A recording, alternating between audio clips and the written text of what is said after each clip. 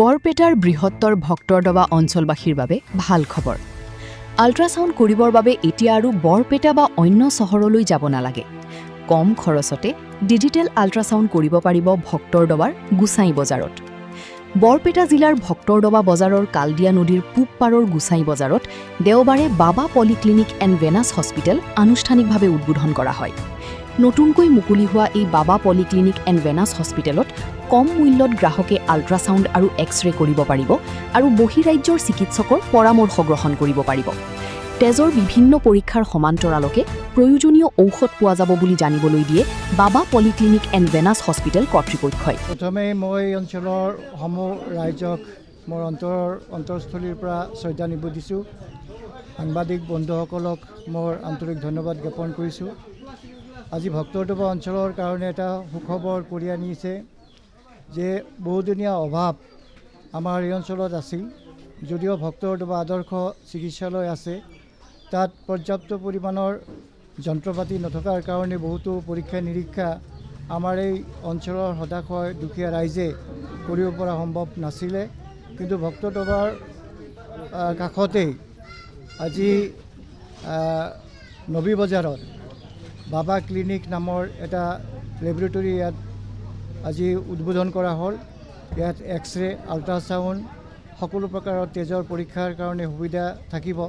তো মই আশা কৰিম যে আমাৰ এই দুখীয়া অঞ্চলৰ ৰাইজে বৰপেটাত নগৈ বা অন্যান্য অঞ্চলত নগৈ ইয়াত যিহেতুকে সুবিধাটো প্ৰদান কৰা হৈছে, ইয়াৰ স্বত্বাধিকাৰীসকলে নিশ্চিতভাৱে অতি কম খৰচত তেওঁলোকৰ পৰীক্ষা নিৰীক্ষাখিনি কৰিবৰ এটা সুবিধা প্ৰদান কৰিব।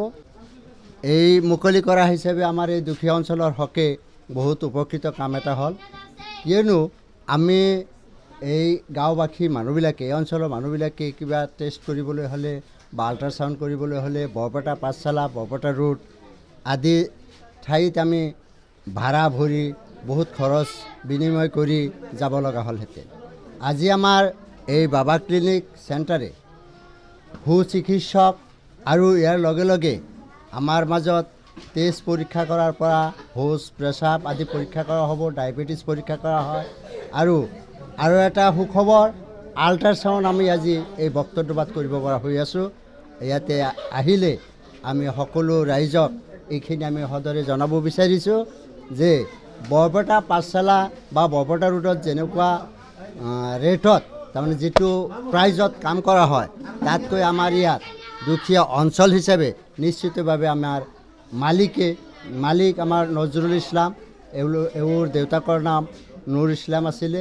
তেখেতে নিজা বাসভৱনত কৰিছে। সেই বাসভৱনত কৰা হেতুকে এখেতে ভাবিছে যে আমি ৰাইজক অলপ বেছি সহায় কৰিব পাৰিম, কিয়নো আমাৰ ঘৰ ভাড়া চাৰা দিব নালাগিব।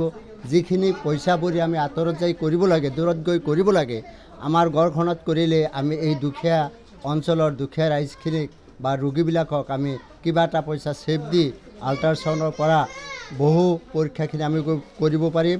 ইয়াত আমাৰ এক্স-ৰে কৰাৰ ব্যৱস্থাও থাকিব।